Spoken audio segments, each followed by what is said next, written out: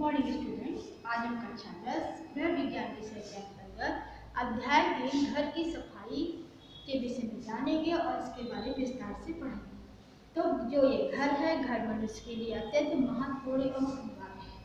पारिवारिक सदस्यों का अधिकांश जो समय है वो घर पर ही व्यतीत होता है और इसी कारण व्यक्ति को अधिक से अधिक आरामदायक सुविधाजनक बनाने का प्रयास भी करता है कि घर को आरामदायक बनाने के साथ साथ व्यक्ति यह भी प्रयास करता है कि घर स्वास्थ्य की दृष्टि से भी आरामदायक हो और इस उद्देश्य से वह सफाई पर अत्यंत ही महत्वपूर्ण भूमिका भी निभाता है और अपने साथ साथ घर की साफ सफाई पर भी ध्यान देता है।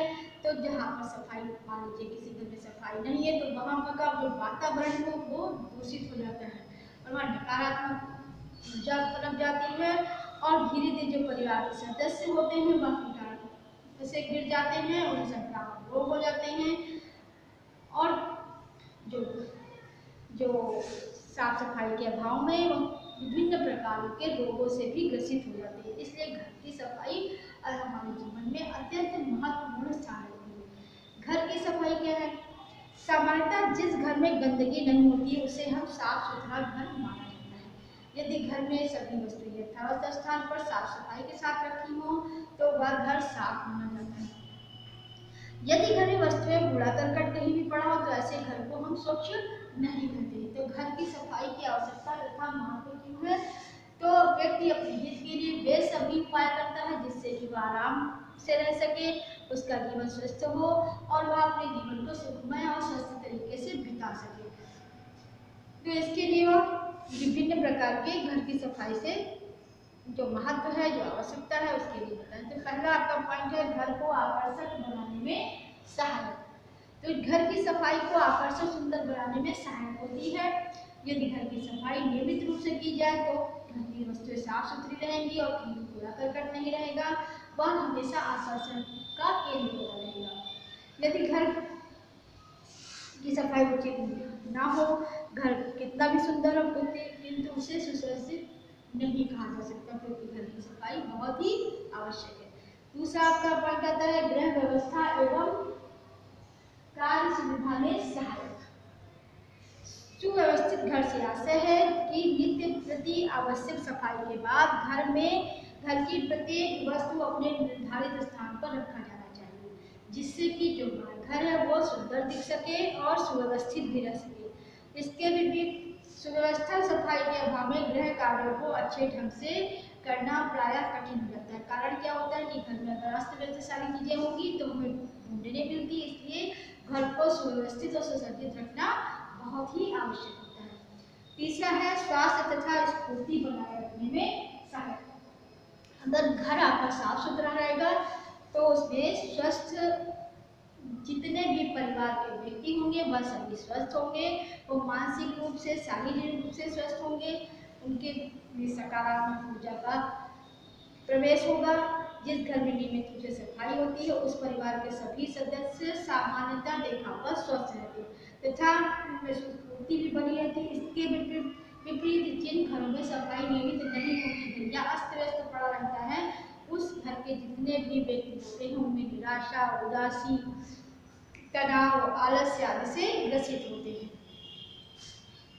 अगला पॉइंट आपका आता है कि व्यवसाय संबंधी सफलता।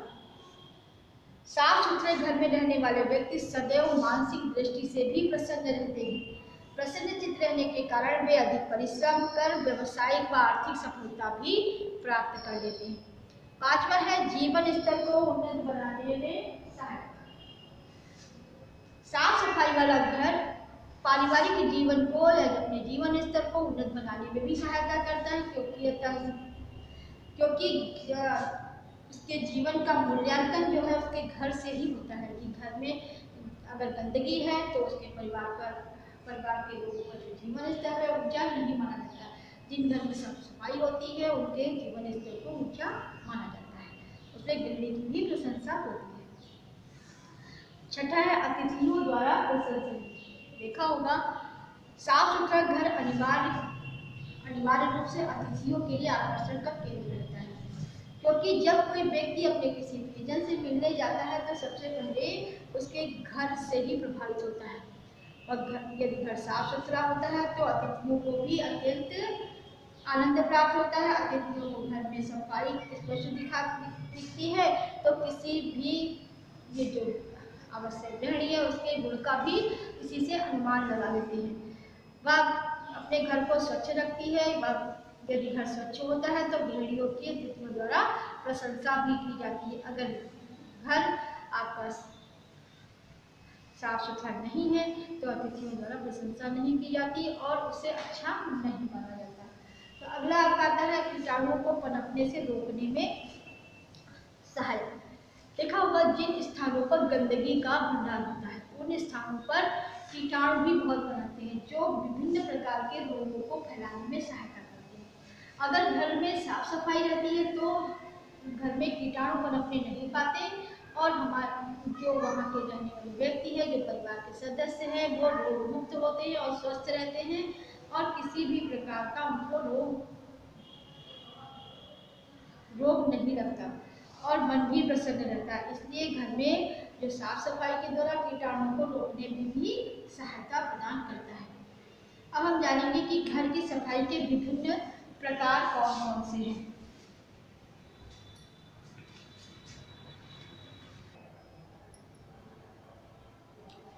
हम जानेंगे कि घर की सफाई के विभिन्न प्रकार कौन कौन से हैं। तो सबसे पहले आपने देखा होगा कि घर की जो सफाई का कार्य बहुत महत्वपूर्ण होता है और महत्वपूर्ण होने के साथ साथ व्यापक भी होता है, क्योंकि घर की सफाई से संबंधित विभिन्न कार्य ऐसे होते हैं जिन्हें प्रतिदिन करना आवश्यक होता है, जबकि कुछ कार्य ऐसे हैं जो निश्चित अंतराल पर किए जाते हैं। इसी आधार पर हम घर की सफाई को निम्नलिखित प्रकारों में विभाजित कर लेते हैं जिनके माध्यम से हम उनके बारे में जानते हैं। तो पहला आपका आता है दैनिक सफाई, यानी कि दिन में जो आपकी दैनिक डेली वाली आप प्रतिदिन वाला जो कार्य करते हैं, किस प्रकार सफाई करते हैं, इनके बारे में आप। तो घर की सफाई की प्रथम व अत्यंत महत्वपूर्ण श्रेणी है। घर की व्यवस्था एक स्वास्थ्य की दृष्टि से दैनिक सफाई बहुत ही अनिवार्य होती है। तो इसमें सबसे पहले हम देखते हैं, पहले चाहे हेडिंग से कर लीजिएगा चाहे पॉइंट वाइज करिएगा, हर तरीके से आपको समझाने का प्रयास करें। तो पहले आपका आता है सभी कमरों की दैनिक सफाई। जितने भी आपके घर में कमरे हों उनकी प्रतिदिन हमें साफ करना चाहिए, जैसे झाड़ू लगाकर हो चाहे झाड़ू लगाकर करना चाहिए, उसके बाद पोछा भी लगाना चाहिए, पोछे में फिनाइल डालकर पानी में जो फिनाइल डालकर लगाएंगे तो उससे कीटाणु भी नहीं फैलेंगे और हमारा घर भी साफ सुथरा हो जाएगा। जो घर के पास पायदान रखा है उसकी भी झाड़ू देना चाहिए। दूसरा है कि यदि कमरे में अव्यवस्थित तरीके से सब सामान पड़ा उसे व्यवस्थित करके रख देना चाहिए। तो ये हमें प्रतिदिन निर्धारित तौर पे करना ही है।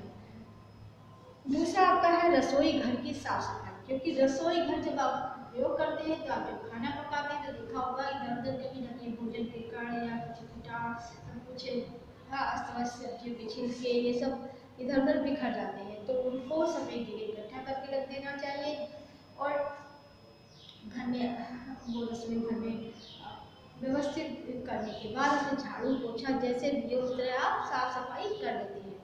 तो उसमें होता क्या है कि जो आपका बेकार का जो कूड़ा होता है उसे डस्टबिन में डाल देते हैं, जो फल एवं सब्जियों के छिलके होते हैं वो बाहर डाल देते हैं जिससे कोई जानवर अगर खा ले।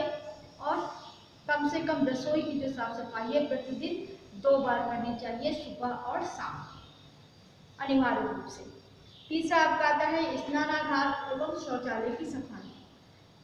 स्नानागार जब आप बाथरूम में जाते हैं तो आप नहाते हैं, उसमें शैम्पू तमाम तरह साबुन का पानी और कपड़ों से निकलने वाली गंदगी ये सब वहाँ पर जमा हो जाती है।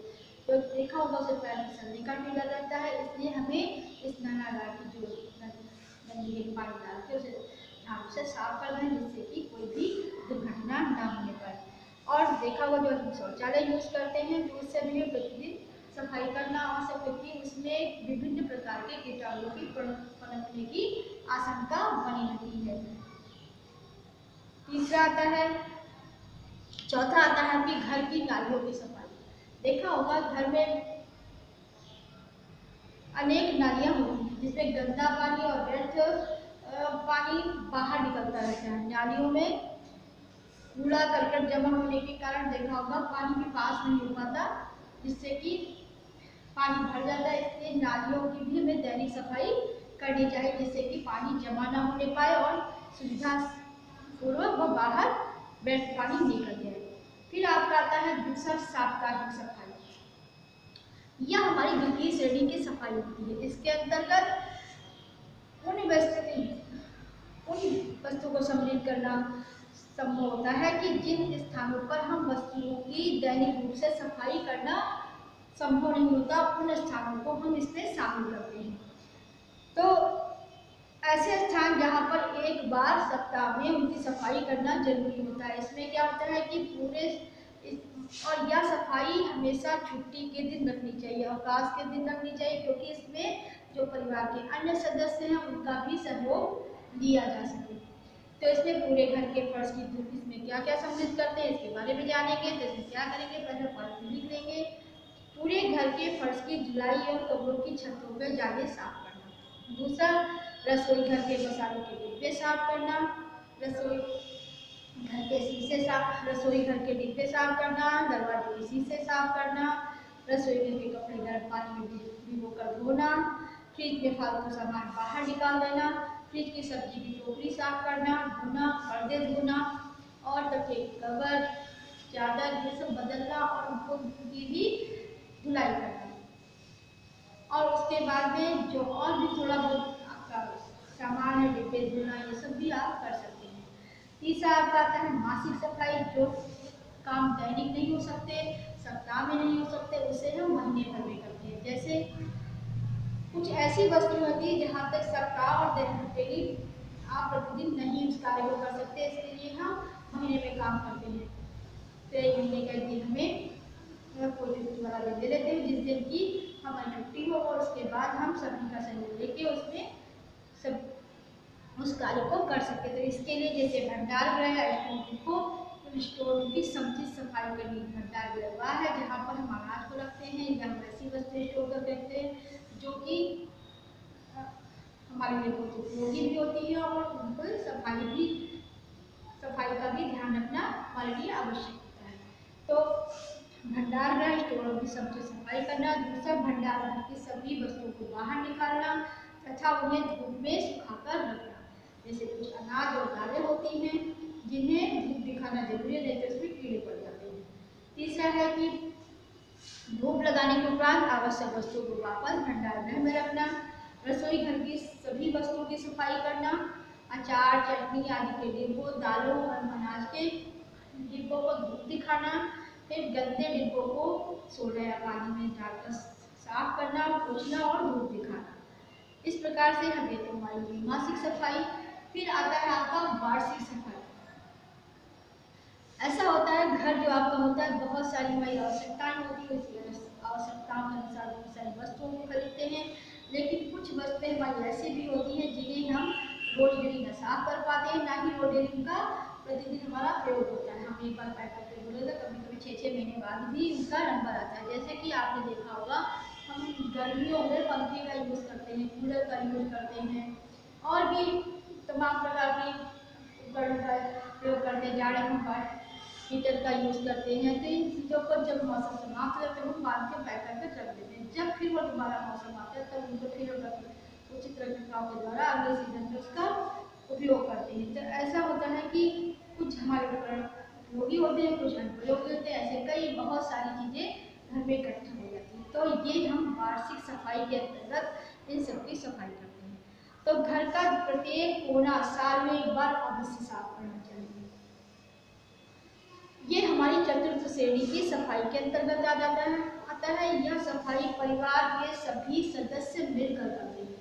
वार्षिक सफाई के अंतर्गत निम्नलिखित कार्य आते हैं। इसमें घर की मरम्मत करना, घर की रंगाई पुताई करना, घर का सामान हटाकर साफ करना व फालतू सामान को बाहर निकालना और उसे हटाना।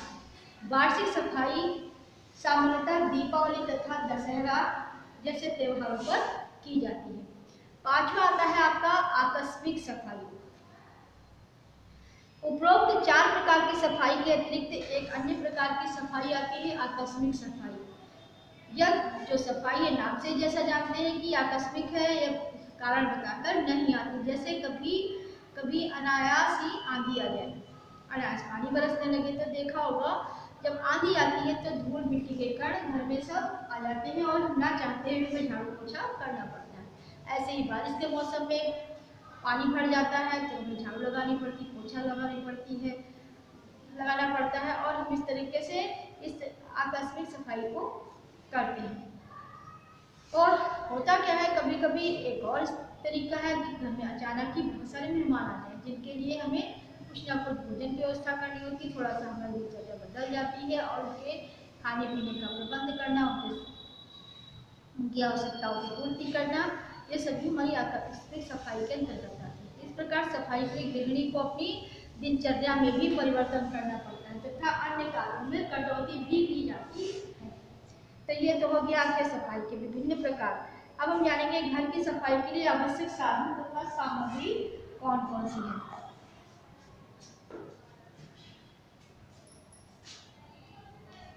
घर की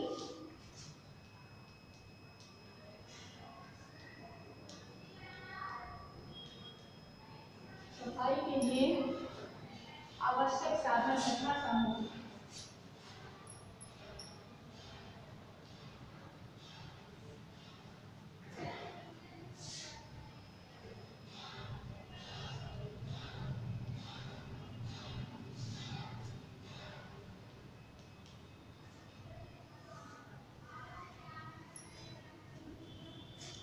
तो घर की साफ सफाई प्रतिदिन किया जाने वाला कार्य है। यह कार्य व्यापक होने के कारण इसमें अधिक समय व श्रम लगता है, अतः श्रम एवं समय की बचत हेतु उपयुक्त उपकरण के द्वारा हम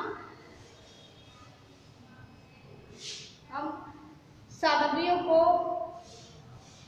अपनाया जाता है जिनसे हम सफाई करते हैं। वह जो साधन है वह निम्नलिखित है। हम घर की सफाई के लिए आवश्यक साधन तथा सामग्री के विषय में जानेंगे। तो हमें घर की सफाई के लिए विभिन्न साधनों की आवश्यकता पड़ती है। तो पहली बात तो हमें सबसे पहले क्या करते हैं, हम झाड़ू का प्रयोग करते हैं। इसका प्रयोग करते हैं झाड़ू। नंबर 1 झाड़ू। प्राचीन काल से ही घर की सफाई के लिए झाड़ू का प्रयोग होता चला रहा है। सभी प्रकार के, चाहे चिकने फर्श हो चाहे खुरदरे फर्श हो, इन पर जो मिट्टी पड़ जाती है या जो हमारे कूड़ा करकट पड़ा रहता है वो हम झाड़ू से ही उठाते हैं। तो झाड़ू कई प्रकार की होती है। तो एक तो नरम झाड़ू आती है, दूसरी सख्त झाड़ू। नरम झाड़ू इस प्रकार की झाड़ू से सभी प्रकार के जो चिकने फर्श होते हैं उनकी सफाई की जाती है। इसके अंतर्गत फूल झाड़ू, खजूर की झाड़ू, नायलॉन से बनी झाड़ू आदि काम में आती है। दूसरी होती है सख्त झाड़ू। इस प्रकार की झाड़ू का प्रयोग ईंटों की फर्श, नालियों, स्नानागृह इत्यादि में किया जाता है। इसके अंतर्गत सीख वाली झाड़ू, नारियल की झाड़ू आदि आती है। दूसरा आपका आता है ब्रश।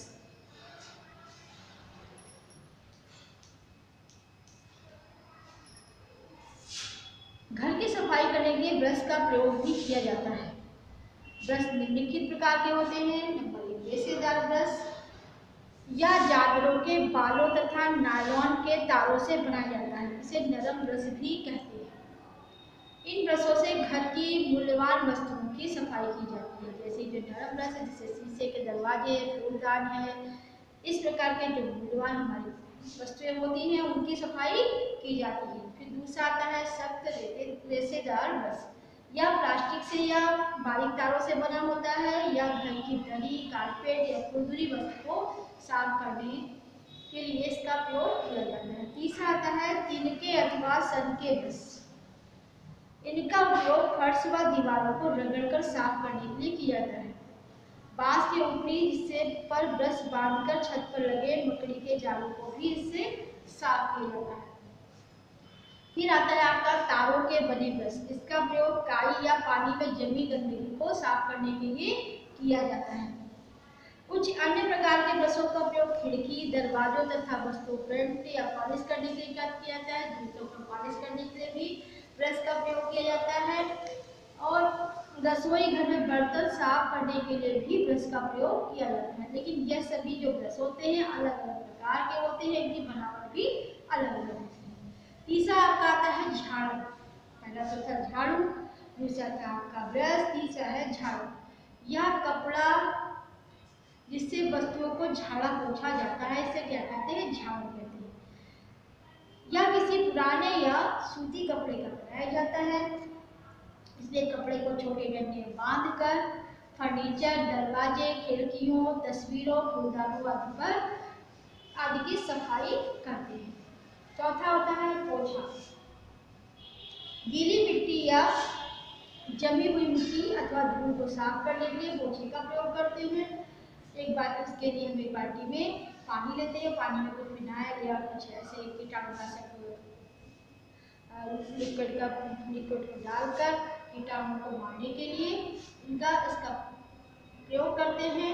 प्राचीन काल से ही गृहिणियां जो है पोछे को फर्श साफ करने के लिए प्रयोग लाती रही है। इसके लिए यह सूती कपड़े का प्रयोग करती थी, किंतु अब बाजार में तैयार पोछे भी आपको मिल जाते हैं आसानी से, जिनसे गृहिणियां अधिक उत्तम प्रकार से उनसे सफाई कर सकती हैं। अब हम देखेंगे कि सफाई हेतु तो कुछ आवश्यक बर्तन प्रयोग किए जाते हैं।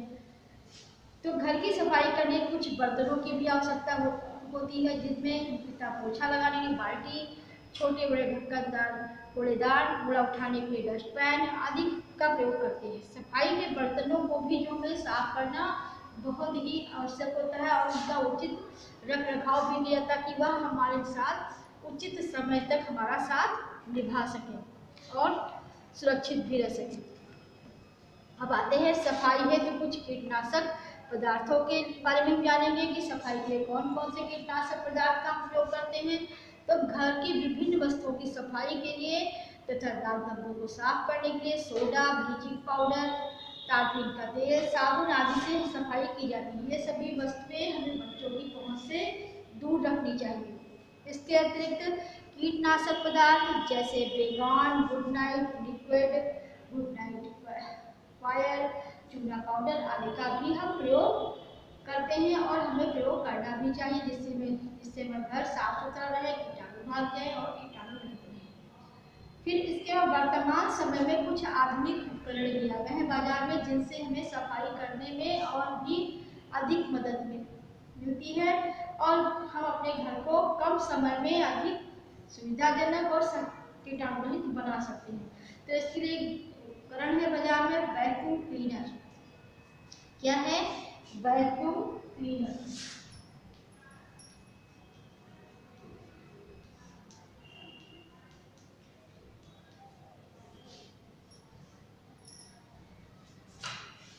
यह सफाई का आधुनिक यंत्र है। यह बिजली से चलता है। यह पाइप के द्वारा फर्श पर इधर उधर से धूल व मिट्टी के कण को इकट्ठा कर लेता है और अपने उसमें एक थैली में डिब्बा होता है, उसके अंदर वह सारे जो धूल मिट्टी के कण हैं वो सब इकट्ठा हो जाते हैं।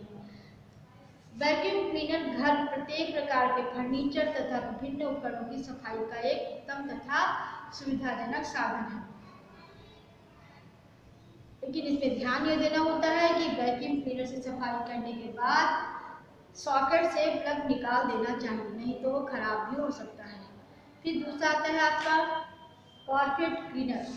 इस यंत्र का प्रयोग कालीन व दरी को साफ करने के लिए किया जाता है।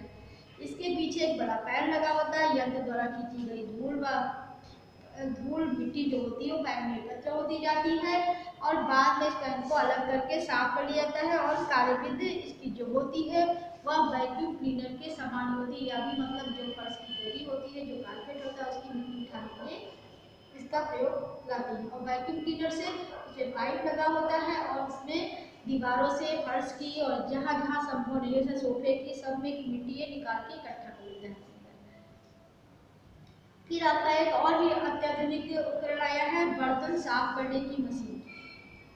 इसमें क्या होता है कि हर रोज काफी मात्रा देखा होगा बर्तन गंदे होते हैं। गंदे बर्तनों की सफाई में पर्याप्त श्रम एवं समय भी लगता है। इस समस्या के समाधान हेतु वर्तमान समय बर्तन साफ करने की मशीन आ गई, जिसमें ढोल के आकार का बना होता है।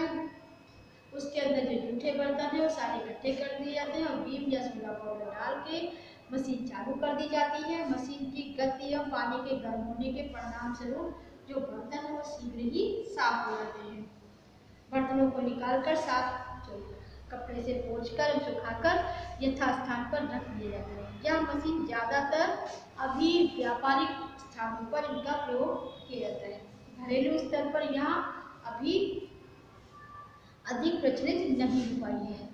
अब हम अगले वीडियो में विभिन्न घरेलू वस्तु की सफाई और उनसे किस प्रकार से कौन कौन सी धातु से बनी वस्तु की सफाई किस प्रकार करनी चाहिए, कैसे करेंगे, इसके बारे में अगले वीडियो में देखेंगे।